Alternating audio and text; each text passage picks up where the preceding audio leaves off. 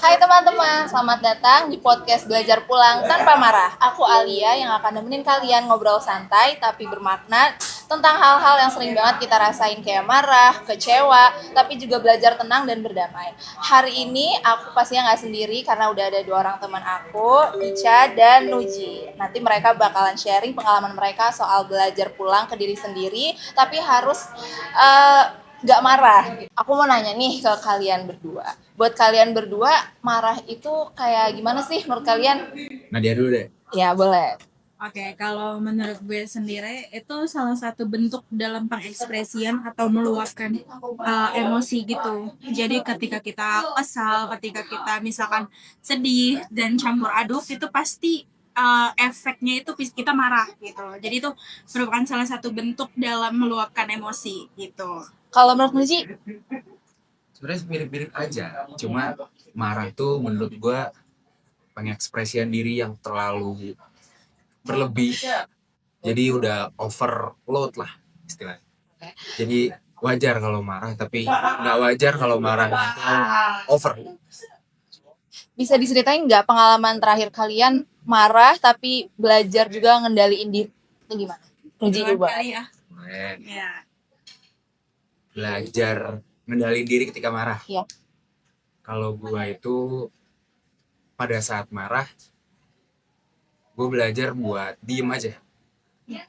Untuk nggak marah. Ya tapi di dalam diri gue ya marah.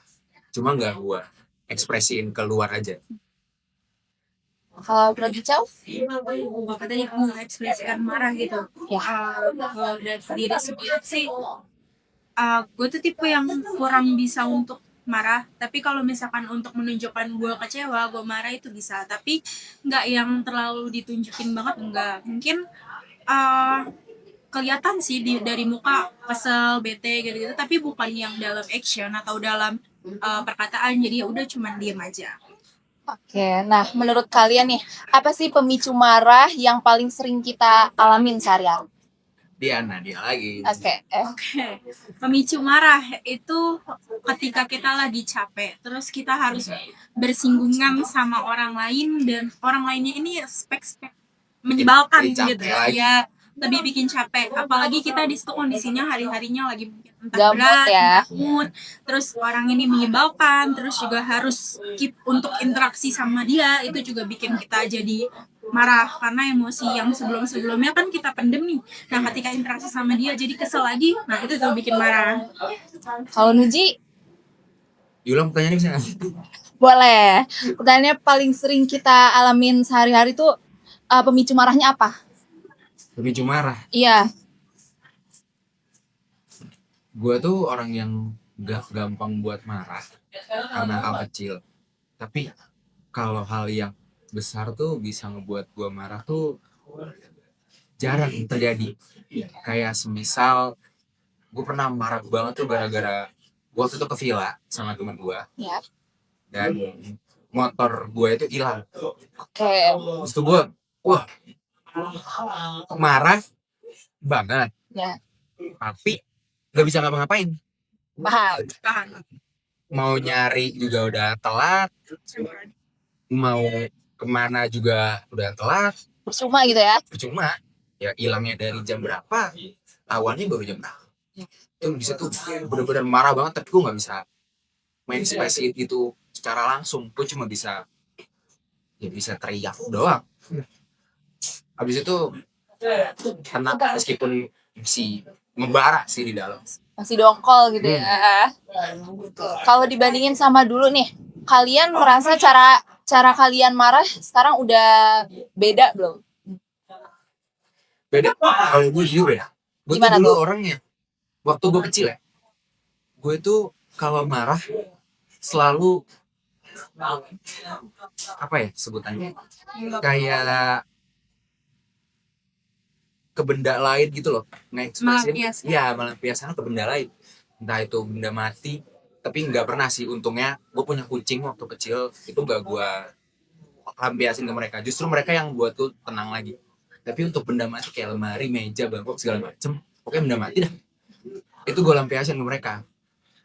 Tapi karena sekarang ya udah belajar lah, udah tahu kalau hal itu tuh ya emang sia-sia untuk dilakuin. Makanya gue belajar untuk marah tuh nggak selalu kita ekspresiin secara langsung ke orang, tapi bisa dengan kita bicarain ke orang lain tanpa harus marah. Entah minta solusi ke mereka, minta pendapat mereka, intinya brainstorming lah, kayak gitu. Kalau Ica, Kalau gue lebih kebalikan. Dulu waktu kecil ini gue kurang bisa berekspresi dalam segala hal, termasuk marah. Jadi kayak untuk marah pun gue nggak bisa. Jadi kebanyakan kecil tuh kalau gue tahu gue kesel, marah, ya paling ke kamar terus nangis. Nah, kalau sekarang mungkin karena emosi dari dulu yang ketahan, sekarang bikin gue kalau marah tuh kadang rada meluap-luap gitu. Orang pun mungkin bisa kena sama marahnya gue, terutama orang rumah. Karena mungkin guenya lagi capek gitu. Terus juga sama seperti Imuji waktu kecil, gue lebih ke melampiaskan ke benda-benda mati di sekitar gue, kayak mungkin nonjok bantal or something kayak gitu-gitu. nah kita kan lagi ngomongin tentang belajar pulang ke diri sendiri nih. Kalau menurut kalian berdua, pulang ke diri sendiri tuh apa sih? Nadia silakan jawab dulu. Oke, kalau menurut gue pulang ke diri sendiri itu lebih ke menghargai diri sendiri, merasakan apa yang harusnya kita rasakan gitu loh. Jadi kayak merasakan emosi kita secara utuh dari dalam, terus juga sambil berpikir gitu sama diri sendiri dan kayak komunikasi juga sama diri sendiri, kayak baiknya kalau sedang seperti ini kayak gimana, terus juga diresapin aja emosinya, jangan ditahan. Kayak misal kalau lagi kesel ya udah hari itu dipakai untuk kesel, terus kalau misalkan lagi sedih hari itu dipakai untuk sedih gitu. Kalau Mici, Pulang tanpa marah. Pulang ke pulang ke diri Pulang ke diri sendiri. Pulang ke diri sendiri tuh menurut gua adalah fitur kedewasaan yang benefitnya besar untuk kemudian hari. Kita lebih bisa mengontrol diri sendiri biar gak ngerugiin orang dan gak ngerugiin diri sendiri juga. Karena dengan kita bisa mengontrol emosi, otomatis ya hidupnya ya lancar aja, meskipun emang agak membludak tapi seenggaknya bisa kita kontrol. Kapan nih biasanya kalian merasa butuh pulang ke diri kalian sendiri? Butuh pulang ke diri Ya, sendiri ya kapan? anytime sih, kapan aja. Kalau untuk sekarang setiap saat butuh banget. Butuh banget ya. Ada nggak kebiasaan tertentu yang kalian lakuin nih supaya bisa pulang ke diri sendiri? Masuk kamar, diam, udah, itu udah pulang ke diri sendiri banget. Masuk Sesimpel kamar, itu ya? iya, masuk kamar, diam, coba inget-inget, terus resapin ini tadi gue tuh lagi kenapa, atau selama mungkin rentan sebulan, seminggu itu kita lagi kenapa. Sesimpel tiduran di bantal terus kita selimutan sambil kayak kita bengong terus mikir, itu pasti lama-lama ngalir aja gitu loh, kayak ya itu termasuk pulang ke diri sendiri menurut gue. Betul? Kalau gua keluar Jalan-jalan Beda gitu. banget ya, beda banget. enggak jalan-jalan juga sih, lebih ke kayak diem di satu tempat tapi lu bisa ngeliatin semuanya. Contohnya genteng. Genteng. Oke. Gue sering di Oke. genteng Oke. karena di genteng tuh kita kan di atap, Ya. Dari otomatis atas. semua terlihat dong, Ya. tak langit, tak bangunan, tak orang lain yang ada di bawah, kita pasti ngeliat. Dan dari penglihatan yang luas itu kita bisa belajar lagi. Di sana gelap tapi belum tentu dalamnya itu gelap juga. Yang di sini luarnya terang belum tentu dalamnya juga terang. Gitu. Kalau gue gitu. Oke, kita lanjut lagi. Aku mau nanya ke kalian berdua, gimana cara belajar tenang di tengah situasi yang bikin emosi? Mau duluan nggak? Gue Ya, boleh. tenang di situasi yang Bikin apa? emosi. Bikin emosi. Iya. Diem, keluar dari lingkungan, sendiri dulu. Menjauh berarti ya. Dah, ntar lama-lama balik. Ocha, Kalau gue ada salah satu Gak apa Nat, it's okay. keluarin aja. Nggak apa-apa. saran psikologi gue, dia bilang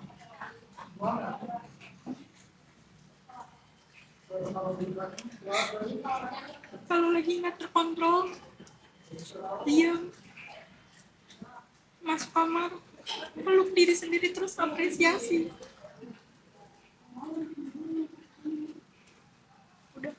Kita aja. Oke. Udah nangis. Selanjutnya, pernah nggak kalian punya situasi yang awalnya bikin panik atau marah, tapi akhirnya bisa tenang? Situasi yang bikin panik. Iya, atau marah, tapi kalian bisa tenang.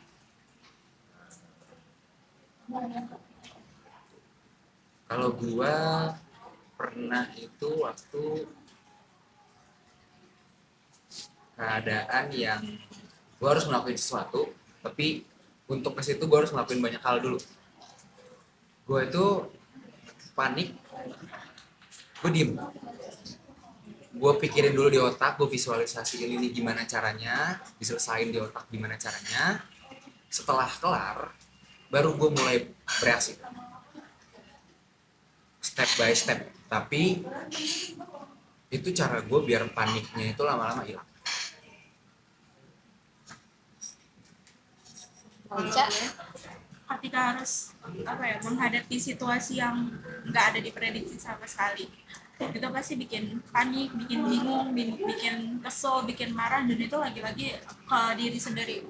Tapi di saat-saat yang ribut kayak gitu, gue coba untuk tarik nafas, biasanya sebanyak 3-5 kali, terus udah gue kayak semacam ngelus-ngelus dada untuk menenangkan diri sendiri, udah habis itu keep going aja.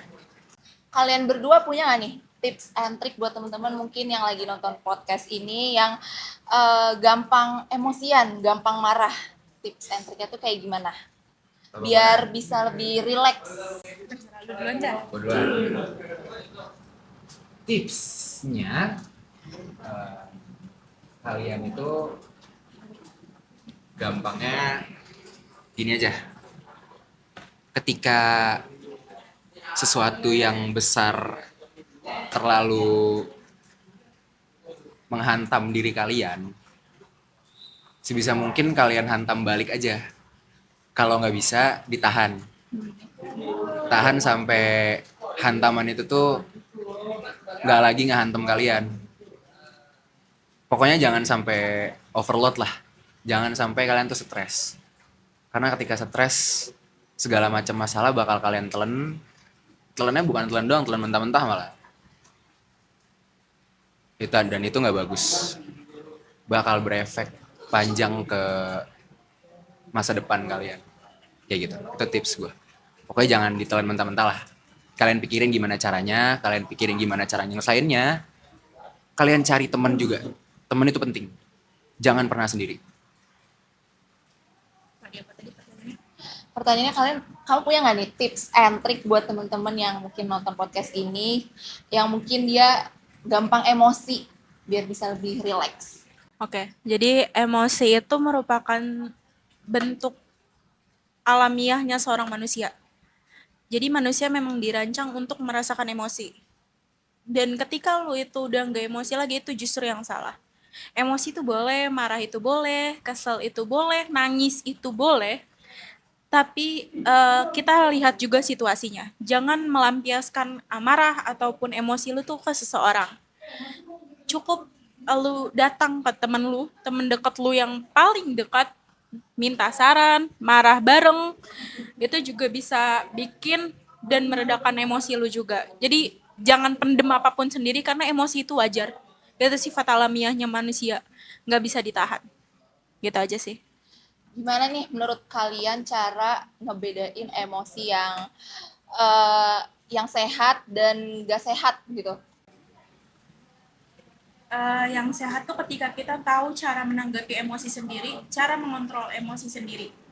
Yang nggak sehat itu yang emosi lu rasakan langsung diluap-luapin. Kayak contoh kecilnya sih kayak perengut-perengut lah bahasanya. Iya. Kayak gitu.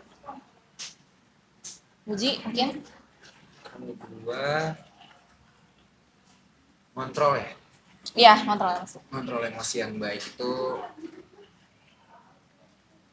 seenggaknya nggak bawa orang lain lah. Jadi orang lain itu nggak merasa terbebani, nggak merasa dia jadi beban, tapi sebisa mungkin kalian sendiri dulu tuh nggak apa-apa, tapi jangan terlalu lama, karena kalau sendirian terlalu lama itu juga berefek ke masa depan kalian dengan berpikir gue nggak butuh orang lain. Gak Dan itu bagus. nggak bagus. Oke. Terima kasih banget nih buat Nuji sama Icau karena udah sharing-sharing hari ini. Dan tentu aja buat teman-teman yang lagi dengerin podcast ini, ingat ya, pulang tanpa marah itu bukan cuma soal nahan emosi, tapi juga soal nerima diri sendiri. Terus kasih waktu juga buat diri sendiri, buat bikin tenang, relax. Sampai ketemu di podcast berikutnya. Dadah, Dadah. see you.